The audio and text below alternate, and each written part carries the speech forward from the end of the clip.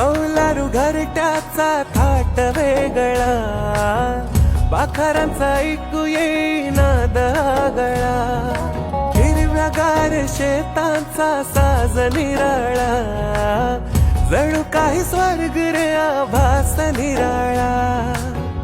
आपलीशी साधी भोळी कोकणची माणसही मायेन लावाती लळा.